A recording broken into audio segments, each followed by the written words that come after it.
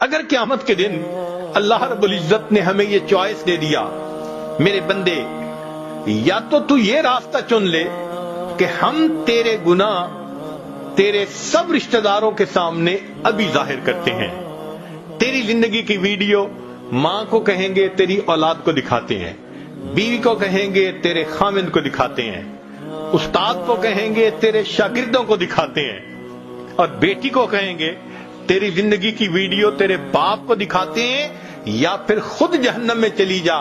میرا خیال ہے ہم کہیں گے اللہ ہم خود جہنم میں چلے جاتے ہیں، زندگی کی ویڈیو نہ دکھانا۔